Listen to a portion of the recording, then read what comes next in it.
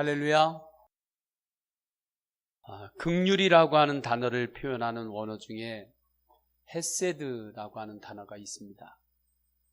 뜻은 죄로 인해서 상처를 입어 죽게 된 사람을 다시 회복시키시고 살리게 하시는 도움이라는 뜻이에요.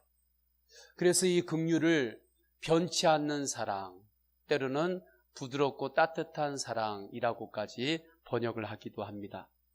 그러면 영원히 변치 않는 사랑, 죄로 인해서 지옥에 갈 수밖에 없는 영혼을 살리시는 도움은 어디로부터 올까요? 오직 하늘로부터만 옵니다. 그래서 하나님을 이야기할 때 요한일서 4장 16절에서 하나님은 사랑이시라 말씀하시며 시편 46편 1절에 하나님은 우리의 피난처시요 힘이시니 환난 날에 큰 도움이시라 고백하는 겁니다. 하나님이 환난 날에 큰 도움이심을 믿고 그 믿음으로 사시기를 축원합니다. 그 도움은 하늘로부터 옵니다. 또한 에베소 2장 4절 5절에서 긍휼이 풍성하신 하나님이 우리를 사랑하신 그 큰 사랑을 인하여 허물로 죽은 우리를 그리스도와 함께 살리셨고라고 말씀해요. 이때 긍휼이 풍성하신 하나님의 큰 사랑, 긍휼이 풍성하신 하나님의 큰 사랑이란 어떠한 사랑인가? 십자가에서 나의 죄를 대속해서 죽으시고 부활하시며 나를 구원하신 그 사랑을 뜻하는 겁니다. 이 긍휼하심에 힘입어서 우리는 오늘도 주님 앞에 나와 예배할 수 있고 찬양할 수 있고 간구할 수 있는 것이죠. 우리가 이 땅에서 허물과 죄가 많을지라도 예수 그리스도께서 십자가에서 우리를 그 모습 그대로 품으셨어요. 우리의 죄와 허물이 있는 그 모습 그대로 예수님께서 품으시니까 그때 우리의 생각과 마음에 가시가 얼마나 많았던지 그 가시에 예수님께서 찔리셔서 머리에서 피가 흐르셨고 그렇게 십자가에서 주님께서 그 사랑으로 우리를 대속하신 겁니다. 그렇게 우리를 용서하셨어요. 그렇기 때문에 주님 앞에 나오기만 하면 이미 예수 그리스도의 그 십자가의 사랑과 은혜가 우리에게 임했기 때문에 주님은 어떠한 이도 주님에 나오는 이는 용서하고 그를 도우십니다. 하나님의 긍휼이죠. 그래서 저는 우리 성도님들이 때로는 마음 안에 가시가 나도 모르게 돋칠 때, 나도 모르게 내 마음 안에 자꾸 가시가 막 돋칠 때가 있죠. 그래서 그게 나도 찌르지만 다른 사람도 자꾸 그게 찌르기 시작하고 때로는 내가 영으로 목마르고 또 줄이고 고단할 때 주님이 아니고는 내가 소망을 어디에서도 볼 수 없을 때 그때 다른 곳을 찾아다니지 마시고 오직 하나님 앞에 나오시기를 주님의 이름으로 축원합니다. 예수 그리스도의 십자가 사랑 앞에 나오십시오. 그러면 주님께서 어떠한 모습이라 할지라도 우리를 받아주십니다. 왜요? 하나님은 긍휼의 하나님이기 때문에. 하나님이 칼과 같이 우리를 맺고 끊고 칼과 같이 하셨으면 우리 중에 주님 앞에 나와 담대하게 예배하고 찬양하고 간구할 수 있는 이는 저부터 시작해서 아무도 없습니다. 변함없는 사랑으로 부드럽고 따뜻한 사랑으로 우리를 언제나 받아주시는 그 긍휼의 하나님이시기 때문에 우리가 주님 앞에 때로는 깨끗하지 못한 모습이라 할지라도 또 주님 앞에 나와 예배할 수 있고 기도할 수 있고 찬양할 수 있는 거지. 죄인인 인간이 지옥에 가지 않고 구원의 영생을 얻는 것도 예수 그리스도 십자가의 긍휼하심 때문입니다. 그래서 유다서 1장 21절에서는 하나님의 사랑 안에서 자신을 지키며 영생에 이르도록 우리 주 예수 그리스도의 긍휼을 기다리라고 말씀하는 거예요. 우리 나와 있는, 우리 화면에 있는 성경 말씀 우리 다 함께 한번 읽어볼까요? 시작. 하나님의 사랑 안에서 자신을 지키며 영생에 이르도록 우리 주 예수 그리스도의 긍휼을 기다리라. 하나님 사랑 안에서 자신을 지키시기를 축원합니다. 내가 그냥 이 악물고 내가 나를 지켜야지 그래서 지켜지는 게 아닙니다. 하나님의 사랑 안에서, 십자가의 은혜 안에서, 긍휼 안에서 자신을 지키며 주님께서 주시는 영원한 생명을 바라보며 살아가는 그 삶이 믿음인 거예요. 그래서 믿음으로 살아가시기를 언제나 축원합니다. 또한 예수님은 우리에게 수고하고 무거운 짐진 자들아 다 내게로 오라 내가 너희를 쉬게 하리라 말씀하셨어요. 이때의 짐은 죄의 짐이요 교만의 짐이요 헛된 염려와 근심의 짐입니다. 세상에서는 우리의 죄의 짐과 내 교만의 짐과 내 염려와 근심의 짐을 내려놓을 곳이 세상에는 없어요. 아무데나 잘못 내려놓았다가는 오히려 사단 마귀의 틈타는 기회가 됩니다.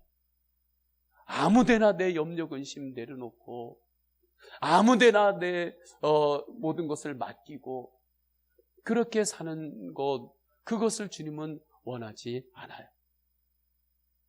오직 주님 앞에, 십자가 앞에 모든 짐을 내려놓으시기를 축원합니다.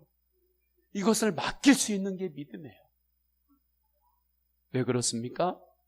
주님은 긍휼이 풍성하신 하나님이시기 때문입니다.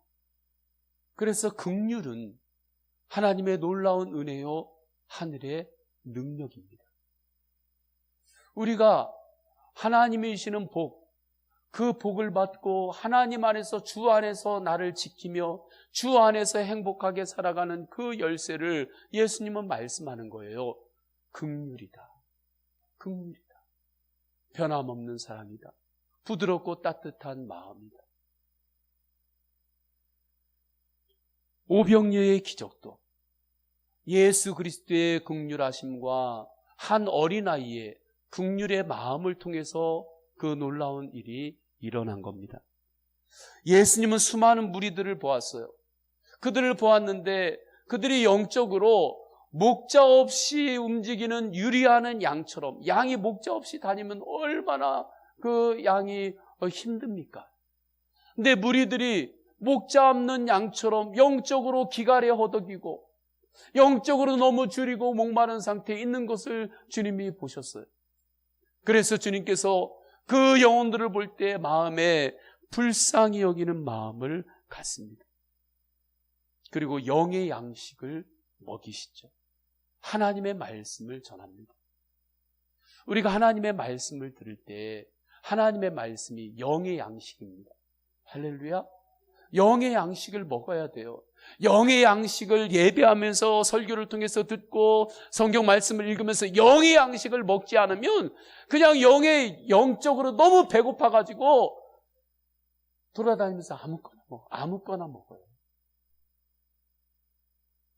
사람이 너무 배고플 때 그게 해결이 안 되면 상한 것도 먹고 그냥 아무거나 막 먹잖아요. 그것처럼 영적으로 내가 지금 줄이고 목마른데 그것이 주님 앞에 주님의 말씀으로 영의 양식으로 채워지지 않으면 그러면 세상에서 이야기하면 하나님이 없다고 하는데도 또 때로는 우상을 섬겨야 된다고 할 때 아무거나 먹는 거예요. 왜요? 급하니까. 너무 배고프니까. 아무거나 아무 가치나 받아들이는 거예요. 주님 앞에 예배할 때 하나님의 말씀이 임할 때마다 아멘으로 주님의 말씀을 먹으시기를 축원합니다. 그 아멘하는 게 주님의 말씀을 먹는 거예요. 성경을 읽으면서 주님의 말씀에 아멘함으로 말씀을 읽는 거, 성경 영의 양식을 내가 먹는 거예요. 그게 식사를 하는 거예요. 그래서 예수님이 나는 이 땅에 온 생명의 떡이다 말씀하신 거예요. 나를 먹으라고. 좀 무섭죠? 나를 먹으라고 하니까. 근데 예수님께서 그렇게 말씀하셨어요. 나는 생명의 떡이다. 그래서 마가복음 6장 34절에 주님께서 이렇게 말씀합니다. 예수께서 나오사 큰 무리를 보시고 그 목자 없는 양 같음으로 인하여 불쌍히 여기사 이에 여러 가지로 가르치시더라.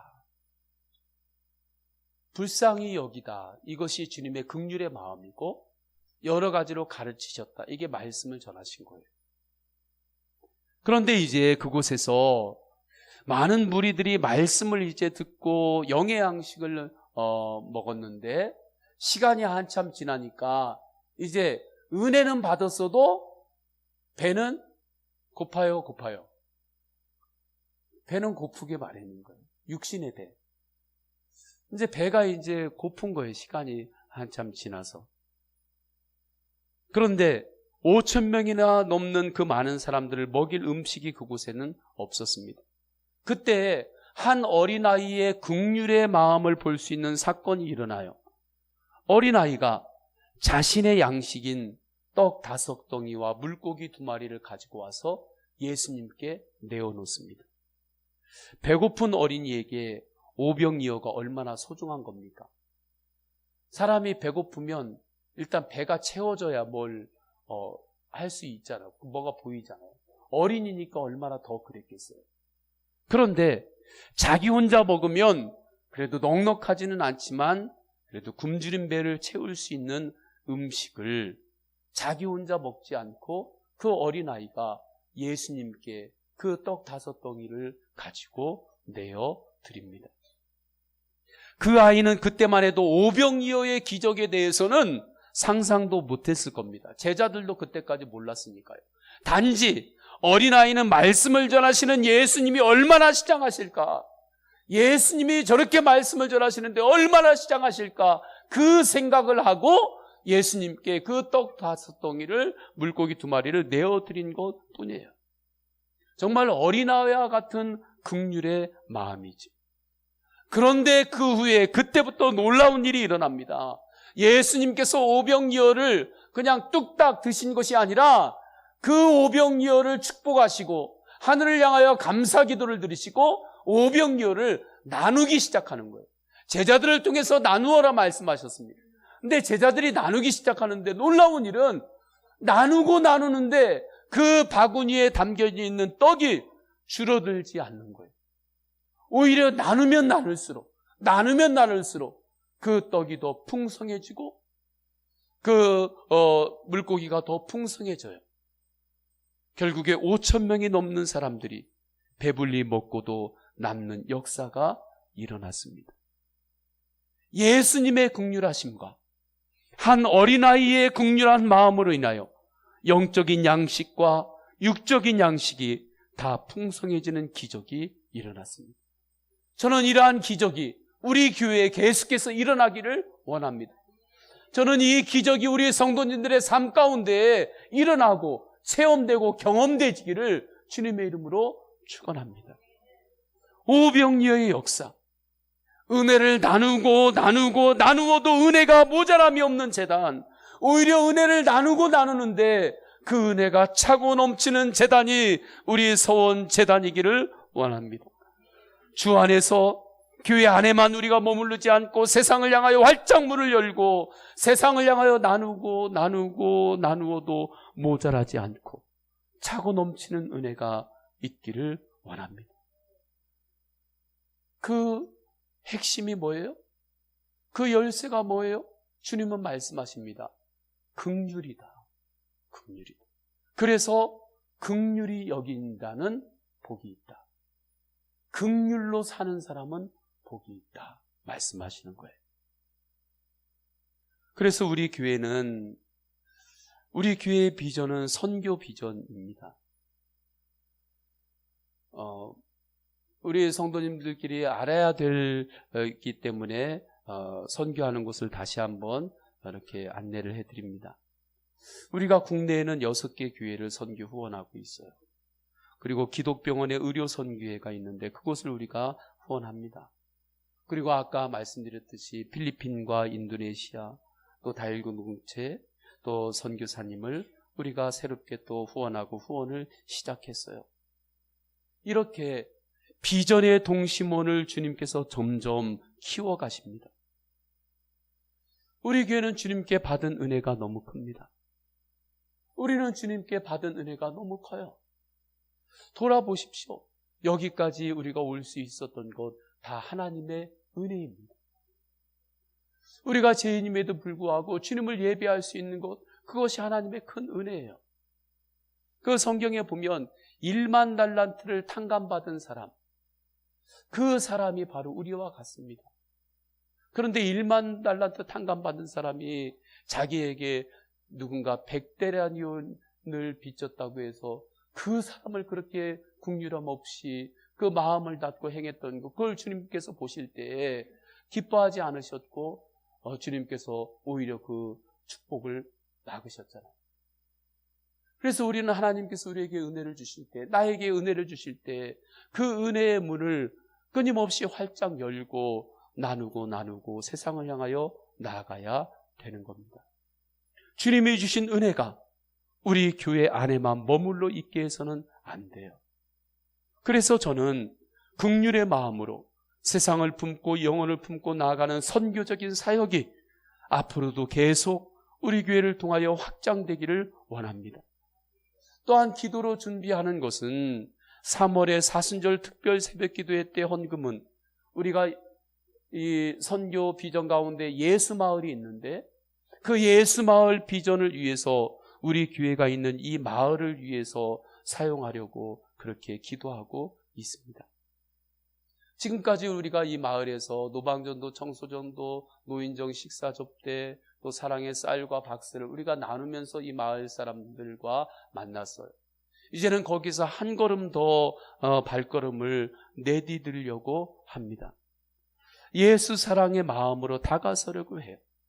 이 모든 것들이 한 걸음 한 걸음 우리가 그렇게 쉽게 떼는 것은 아니죠. 우리 교회도. 우리 교회 이 정도 규모에서 우리가 이렇게 선교하고 어쨌든 마을을 향해 열방을 향하여 나가려는 한 것 아무런 부담 없이 그냥 가볍게 발을 떼는 것 그것은 아닙니다. 한 걸음 한 걸음 뗄 때마다 우리도 여러 가지 그 발걸음이 그렇게 가볍지는 않아요. 그러나 은혜 안에서 가벼워요.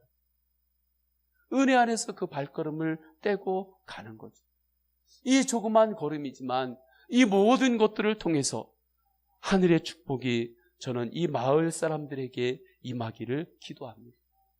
우리 교회가 있는 이 마을에 저는 이러한 긍휼 사역에 어린아이가 오병이어를 손에 들고 주님께 나온 것처럼 성도님들이 어린아이와 같은 마음으로 이 긍휼 사역에 참여하기를 원합니다. 왜냐하면 그 손길이 하늘의 은혜가 여러분에게 임하는 통로가 되기 때문입니다. 또한 예수님께서는 병자들을 치유하실 때에도 그들을 향한 긍휼의 마음, 불쌍히 여기는 마음이 있었어요. 그러니까 주님은 기적을 일으키실 때 그 이면에 있는 마음을 보면 항상 긍휼의 마음, 불쌍히 여기는 마음이 있었고 그 불쌍히 여기는 마음을 씨앗으로 해서 주님은 기적을 일으키셨습니다. 마태복음 14장 14절에 예수께서 나오사 큰 무리를 보시고 불쌍히 여기사 그 중에 있는 병자를 고쳐주시니라. 마태복음 15장 22절에서는 가나안 여인이 그 딸의 치유를 삼으면서 자기 딸을 위해서 하나님 주님 앞에 나올 때 주 다윗의 자손이여 나를 불쌍히 여기소서 하며 간구했습니다. 그때 기적이 있고 주님께서 역사하셨습니다. 우리 성도님들 가운데 주님의 치유와 주님의 기적, 주님의 놀라운 역사가 경험되지 않습니까? 먼저 점검해봐야 돼요. 나에게 긍휼의 마음이 있는가? 나에게 무엇을 보았을 때 정말 그 영혼을 불쌍히 여기는 마음이 내 안에 있는가? 그것을 먼저 점검하시기를 축원합니다. 그 마음이 먼저고 그 다음에 놀라운 기적의 열매가 따라오는 거예요. 기적의 열매만 먼저 바라보고 뛰면 안 돼요. 저는 이 말씀 앞에서 기도의 원리를 전하려고 합니다. 기도할 때 예수 그리스도의 긍휼에 의지해서 부르짖고 긍휼에 의지해서 기도하시기를 축원합니다. 긍휼에 의지해서 의에 줄이고 목마른 자처럼 애통하는 마음으로 간구하십시오. 그 기도는 예수님 나를 불쌍히 여기소서입니다. 주님 나를 불쌍히 여기소서. 이 기도는 기독교 전통 가운데 아주 심연 가운데 흐르고 있는 기도의 원리예요. 예수 기도라고도 하죠. 주 예수 그리스도여, 이 죄인을 불쌍히 여기소서. 이 기도를 반복해서 주님 앞에 올려드리는 겁니다. 정말 긴급할 때, 정말 의에 줄이고 목마르고 내 마음에 애통해할 때, 정말 내 심령이 가난해질 때, 그때의 기도는 주님 나를 불쌍히 여겨 주옵소서. 이 기도밖에 나오지 않을 때가 있습니다. 주님 아시죠? 나를 불쌍히 여겨 주십시오. 내 자녀를 불쌍히 여겨 주십시오. 하나님 내 가정과 가문을 불쌍히 여겨 주십시오. 나의 일터를 불쌍히 여겨 주십시오. 지구촌 교회 이동원 목사님이 계십니다. 그분의 사모님이 이제 기도의 사람이라고 많이 알려져 있어요. 지구촌 교회가 몇만 명이 모이고 아주 건강한 교회입니다. 선한 영향력을 끼치는 교회예요. 근데 사모님이 기도할 때마다 어떻게 기도하냐면 항상 하나님 나를 불쌍히 여겨 주옵소서. 하나님 나를 불쌍히 여겨 주십시오. 하나님 내 남편을 불쌍히 여겨 주십시오. 교회에서 성도 가운데 어떤 일이 있으면 하나님 불쌍히 여겨 주십시오. 하나님 우리 교회를 불쌍히 여겨 주십시오. 기도할 때마다 불쌍히 여겨달라고, 불쌍히 여겨달라고 계속 그렇게만 기도하니까 이동원 목사님이 기도하는 소리를 그래도 가까이 있으니까 자꾸 들으실 거 아니에요? 사모님에게 이렇게 이야기를 했답니다. 여보, 기도도 좋지만 맨날 불쌍히 여겨달라고, 불쌍히 여겨달라고. 그것 좀 그렇지 않아? 듣기에 좀 내가 좀 별로야. 기도를 다른 걸로 좀 바꿀 수 있으면 좀 바꿔보라는 사인을 이렇게 좀 한 거죠. 그런데도 또 사모님은 기도할 때마다 주님 불쌍히 여겨주옵소서. 그렇게 기도를 계속하더라는 거예요. 그런데 어느 순간부터 이동원 목사님도 자기도 하나님 저를 불쌍히 여겨주옵소서. 하나님 도와주옵소서. 주님의 도움이 아니면 하나님 감당할 수 없습니다. 하나님 나를 불쌍히 여겨주옵소서. 그렇게 기도하고 있더라는 거예요. 제가 어릴 적에 들었던 그 어머니의 기도 소리, 또 교회 그 어른분들의 기도 소리를 제가 생생하게 기억하고 있어요. 그건 뭐냐면 제가 기도하는 곳에 어렸을 때 이렇게 따라다녔으니까 따라다녀가지고 있으면 모일 때 이렇게 이 소리를 꼭 하면 돼요. 그리고 저는 흉내도 잘 안 되는데 그 리듬이 있어요. 어쨌든 하고 하고 주여 불쌍히 여겨주옵소서. 주님 불쌍히 여겨주옵소서. 저희 어머님도 그렇게 기도하고 또 한숨 쉬고 또 주님 불쌍히 여겨주옵소서. 그럼 다른 어른들이 있으면 또 이쪽에서 또 하면서 또 불쌍히 여겨주옵소서. 그렇게 기도하는 그 기도의 소리를 제가 잊지를 못해요. 그때는 이게 무슨 기도인가 했어요.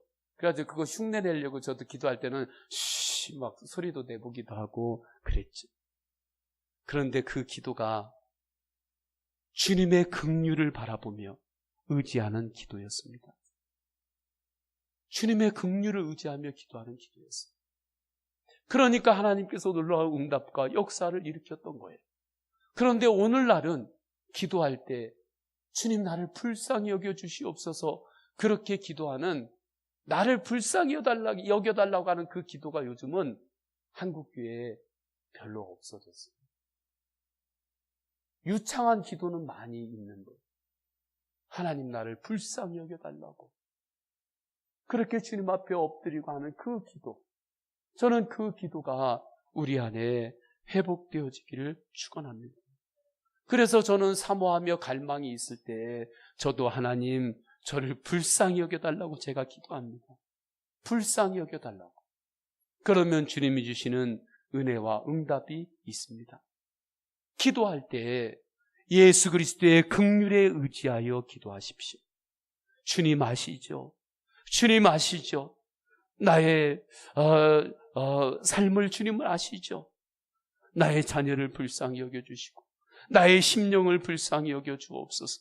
매일마다 땀 흘리며 나아가는 나의 일터를 상황을 주님 아시옵나니 하나님 주님 불쌍히 여겨 주옵소서. 그렇게 기도하고 기도하십시오. 심령이 가난한 마음으로 의에 줄이고 목마른 자의 마음으로 애통해하며 갈망을 가지고 기도하십시오. 그러면 주님께서 그 중심을 보십니다. 그 마음을 주님께서 받으세요. 주님이 여러분들이 애통해하면서 기도하면 주님도 눈물로 그 마음을 받으세요. 그리고 주님이 도우십니다. 새 힘을 주십니다. 우리 영혼을 새롭게 하십니다. 왜요? 하나님은 긍휼의 하나님이시기 때문입니다. 그래서 헬리나후에는 우리가 들은 위대한 소식이 있는데 우리가 들은 위대한 소식은 하나님이 긍휼의 하나님이시라는 것이다 라고 말합니다. 여러 가지 정보를 우리가 듣고 있는데 그 소식 가운데 가장 큰 소식은 하나님은 긍휼의 하나님이시다. 세상만을 바라보고 세상 기준으로만 살지 마시고 오직 긍휼하신 하나님만을 바라보시고 믿음으로 사시기를 축원합니다. 이렇게 오직 긍휼의 하나님을 바라보며 살아가는 그 성도의 삶을 긍휼의 삶이다 말하는 겁니다. 그 긍휼의 삶이 복이 있다. 그래서 예수님은 오늘 말씀하신 거예요. 7절에 우리 7절을 다 함께 읽겠습니다. 7절 시작. 긍휼히 여기는 자는 복이 있나니 그들이 긍휼히 여김을 받을 것이요. 헬리나우에는 그래서 이렇게 덧붙여서 이야기합니다. 우리를 향한, 나를 향한 위대한 부르심이 있는데 그 위대한 부르심은 긍휼의 삶을 살아야 한다는 것이다. 그러니까 이 시간에 주님께서 우리를 다 부르시는 거예요. 할렐루야. 부르시는데 어떠한 삶으로 부르시느냐? 긍휼의 삶으로 주님께서 우리를 초청하시고 부르세요. 그것이 위대한 부르심입니다. 긍휼의 삶을 사시기를 축원합니다. 그러면 우리는 어떻게 긍휼의 삶을 우리가 살 수 있습니까? 먼저 내가 하나님 앞에 큰 긍휼함을 입었음을 잊지 않아야 됩니다. 죽을 수밖에 없는 내가 죄인인데 예수님을 십자가에 못 박은 사람들이 로마 사람들이 아니라 내가 예수님을 십자가에 못 박은 사람임을 내가 알게 되고 그래서 내가 정말 죄인인데 하나님의 그 크신 긍휼하심에 의지해서 내가 구원을 받았습니다. 하나님의 자녀가 되었습니다. 내가 받은 긍휼을 먼저 헤아려야 돼요. 이 은혜를 언제나 잊지 않기를 주님의 이름으로 축원합니다. 그 위에서 사람의 겉모습이 아니라 중심을 바라보아야 합니다. 이렇게 살았던 사람이 누가복음 10장에 나오는 선한 사마리아 사람이죠. 너무나 잘 아는 이야기죠. 한 사람이 예루살렘에서 이제 여리고로 내려가다가 강도를 만났습니다. 강도를 만나는 거 그거 자기가 예측한 일이 아니죠. 자기가 기대하는 그러한 사건이 아니죠. 그런데 강도를 만났어요. 그러니까 이것이 우리의 삶의 모습과도 비슷합니다. 우리의 인생은 예측 불허죠. 내가 삶을 아무리 치밀하게 계획했어도 그 매뉴얼을 다 짜놨어도 현실은 전혀 다른 방향으로 갈 때가 많아요. 크고 작은 퍼즐들을 잘 맞추고 이렇게 잘 쌓아 나가는데 거의 다 이 퍼즐을 다 맞추고 그 다 쌓을 것 같은데 갑자기 옆에서 뭐가 책상에 누가 툭 쳐가지고 흔들려가지고 쌓아 나가던 그 퍼즐이 하루 순간에 확 흐트러지는 그러한 일들이 우리의 삶 가운데는 일어납니다. 낯선 길을 걷다가 벼랑을 만날 수도 있어요. 지금 벼랑 끝 앞에 선 사람이 있을 수도 있습니다. 이처럼 이 예루살렘에서 여리고성으로 가던 이 한 사람이 갑자기 모든 것들을 빼앗기고 그리고 상처를 입고 바닥에 쓰러지게 되었습니다. 그때 한 제사장이 그곳을 지나가요. 제사장이 보았는데 그 겉모습이 강도 만난 자의 모습이에요. 그 모습을 보고 제사장은 피해서 그냥 가버려요. 그 다음에 레위 사람이 또 지나갑니다. 레위 사람이 그 모습을 보았어요. 그 모습을 보고 레위 사람도 또 모른 체하고 돌아서 그냥 갔습니다. 그런데 그 다음에 사마리아 사람이 지나가는 거예요. 그런데 그 사마리아 사람은 달랐습니다. 그는 그 사람을 보고서 불쌍히 여겼어요. 누가복음 11장 33절에 어떤 사마리아 사람은 여행하는 중 거기 이르러 그를 보고 불쌍히 여겨. 뭡니까? 제사장과 레위인은 강도 만난 사람의 겉모습만 보았습니다. 그러나 선한 사마리아 사람은 그 사람의 중심을 보았어요. 무엇입니까? 생명을 본 거예요. 생명을 본 겁니다. 인간의 중심은 생명입니다. 그것을 바라보니까 선한 사마리아인은 그의 상처를 기름으로 싸매고 돌볼 줄 알았어요. 사람의 겉모양을 보고 사람을 차별하지 마시기를 축원합니다. 세상의 조건 보고 차별하지 마십시오. 그 사람의 중심을 보십시오. 그 중심에는 하나님의 형상이 있습니다. 영혼이 있습니다. 그래서 그 영혼을 바라볼 때 긍휼의 삶의 최고봉은 무엇이냐? 영혼 구원으로 연결됩니다. 겉모습이 아닌 그의 중심을 바라볼 때 그 중심에 있는 목마른 영혼, 의에 줄인 영혼의 모습을 보는 거죠. 하나님의 은혜 아니고는 지옥에 갈 수밖에 없는 영혼의 실상이 보입니다. 그래서 전도하고 선교할 수밖에 없어요. 이렇게 전도를 할 수밖에 없어요. 저는 이번 동계올림픽에서 남북한 아이스하키 단위팀을 보면서 이러한 꿈을 꾸면서 이렇게 기도했습니다. 기도는 주님과의 관계에서 제가 마음껏 할 수 있는 거니까.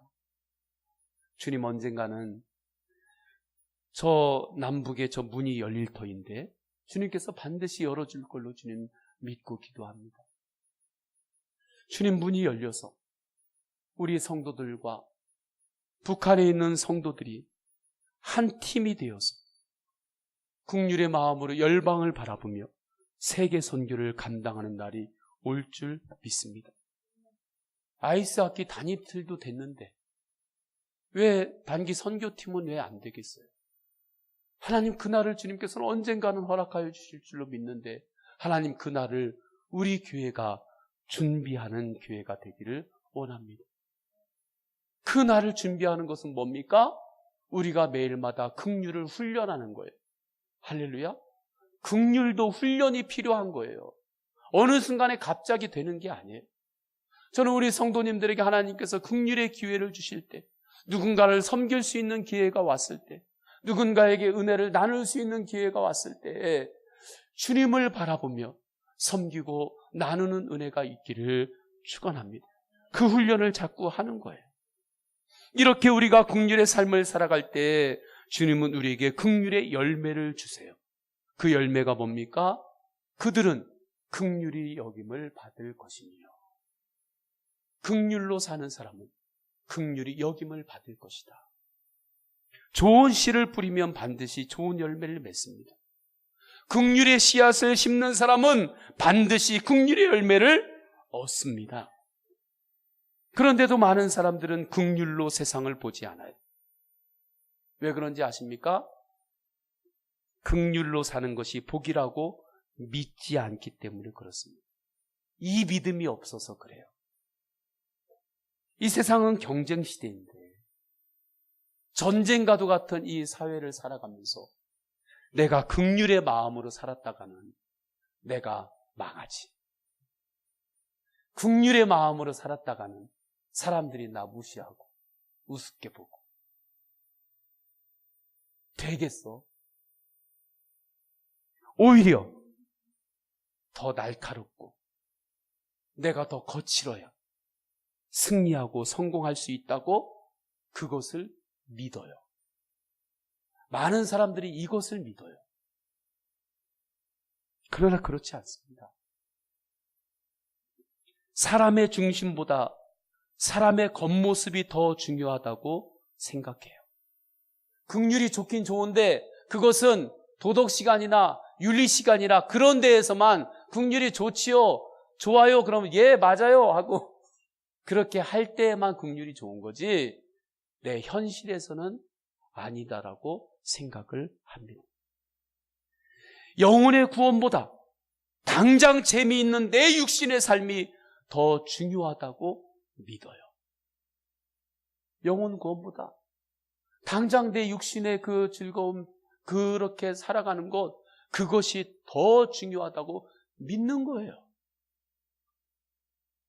그래서 긍휼로 사는 사람이 복이 있다, 긍휼로 사는 사람이 행복하다, 이 말씀을 믿지를 않습니다. 그러나 그렇지 않아요. 이 말씀이, 주님께서 우리에게 주신 이 말씀이 축복의 열쇠고 축복의 문입니다. 할렐루야. 그 증거가 십자가와 부활인 거예요. 예수님은 십자가에서도 끝까지 인간의 중심을 보셨습니다. 겉모습을 보지 않았어요. 생명을 보셨습니다. 그래서 아버지 저들을 용서하여 주옵소서, 저들이 몰라서 그렇습니다. 그리고 이제 내가 다 이루었다, 나를 믿는 자는 구원을 얻으리라 말씀하셨습니다. 저는 우리 성도님들이 주님의 말씀을 이렇게 듣잖아요. 우리가 팔복의 말씀을 지금 우리가 듣고 있는데 팔복의 말씀을 들을 때 정말 그 말씀대로 행하려고, 순종하려고 애쓰시고 그 말씀대로 한번 살아보시길 주님의 이름으로 축원합니다. 그 말씀대로 처음에는 살다가 조금 내가 생각한 것하고 다른 결과가 좀 약간의 어떤 어려움이 나에게 올지라도 또 말씀대로 살려고 하니까 누구한테 내가 졌어요, 좀 그렇게 지더라도, 긍휼의 씨앗을 심다가 누구에게 조금 지더라도 괜찮습니다. 할렐루야. 하나님께서 그 씨앗을 자라게 하세요. 하나님께서 그 씨앗을 자라게 하시고 열매를 맺게 하십니다. 죄로 인한 상처를 회복시키시고 영혼을 살리시는 십자가의 긍휼이 약해 보였어요. 패배인 것 같았습니다. 그러나 주님의 긍휼은 부활의 승리로 나타났어요. 그래서 베드로전서 1장 3절에 그의 많으신 긍휼대로 예수 그리스도를 죽은 자 가운데서 부활하게 하심으로 말미암아 우리를 거듭나게 하사 산 소망이 있게 하시며 말씀하세요. 제가 2주 전에 어느 목사님이 입원하셔서 신방을 갔습니다. 그분이 당뇨로 오랫동안 고생하셨는데 항상 피곤하셨다고 하세요.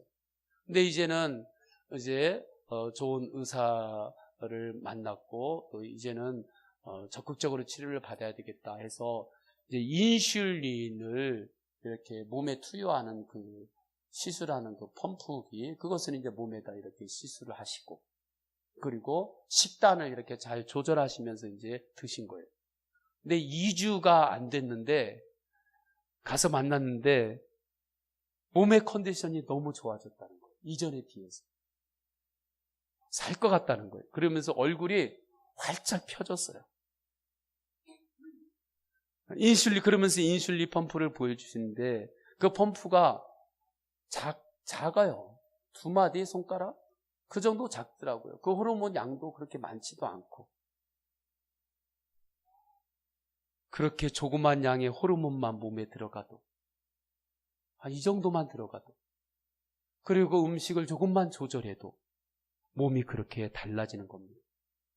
그런데 전능하신 하나님의 말씀, 우리에게 생명으로 오신 예수 그리스도, 주님의 말씀을 우리가 아멘으로 받아 먹고 우리가 말씀대로 살아가면서 우리의 삶을 말씀대로 조금씩 조절하기 시작하고 그렇게 나아가면 그 주님의 능력으로 우리의 삶이 달라지지 않겠습니까?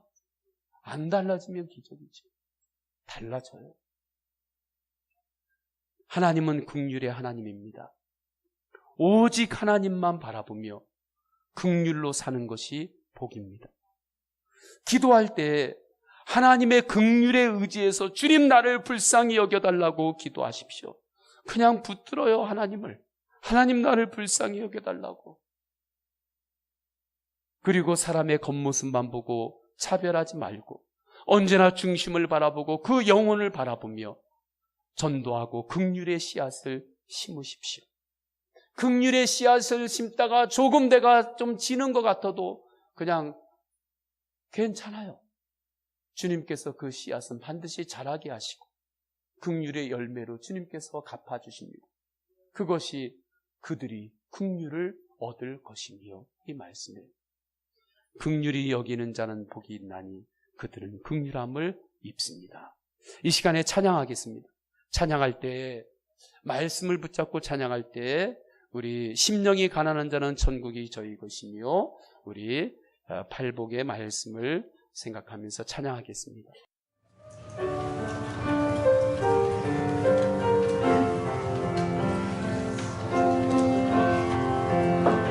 긍휼의 주님만을 바라보며 찬양하십니다. 심령이 가난한 천국이 저희 것이요, 천국이 주님 나에게 주님을 바라보는 애통함을 허락하여 주옵소서. 애통하는 자는 그런 위로를 받습니다. 위로를 받을 것 오지로 앉아 보인다니, 오지한 자 보인다니, 땅을 기려 의에 줄이고 목마른 자는 주님 제가 의에 줄이고 목마릅니다. 의에 줄이고 목마른 자는 저희 배 긍휼의 주님만을 바라보며 찬양할 때 긍휼히 여기는 자는 지금 제가 긍휼의 씨앗을 심겠습니다. 긍휼히 여긴 받겠네. 마음이 정결 있는 자와 하나님을 볼 것이고, 하나님을 볼 것이고, 완벽해 하자. 하나님의 아들이라 일건데, 하나님의 아들이라 일건데, 의를 위하여 핍박받는 자 전부. 다시 한번 고백합니다. 긍휼의 주님을 바라보며 긍휼히 여기는 자는 긍휼히 여기는 제가 주님의 부드러운 마음으로 사랑의 씨앗을 심겠습니다. 여기 받겠네. 마음이 정결을 흘려서 하나님을 볼 것이며, 하나님을 볼 것이요, 화평케 하는 자. 하나님의 아들이라 일건데, 하나님의 아들이라 일건데, 의를 위하여 핍박받는 자 성분이 저희 것이. 내게도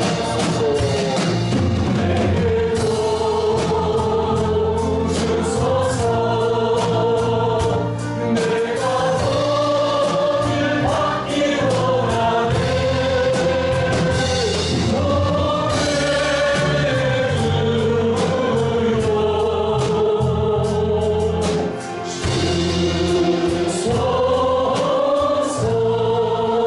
이 시간에 다 함께 기도하십니다. 다 함께 기도할 때 하나님 아버지, 나를 불쌍히 여겨 주옵소서. 하나님 아버지, 우리의 가족을 불쌍히 여겨 주옵소서.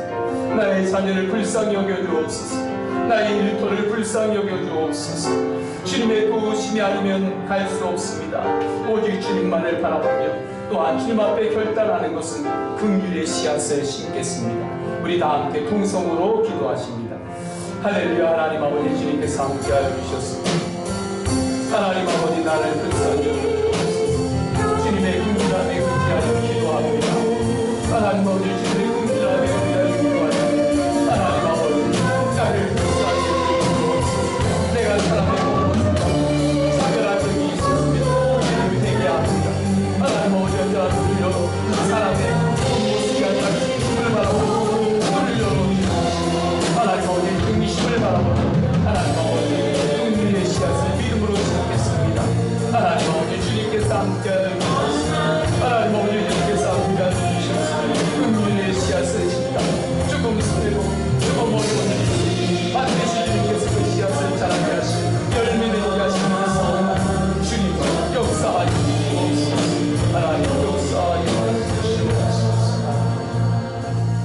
예수 그리스도의 이름으로 기도드립니다. 아멘.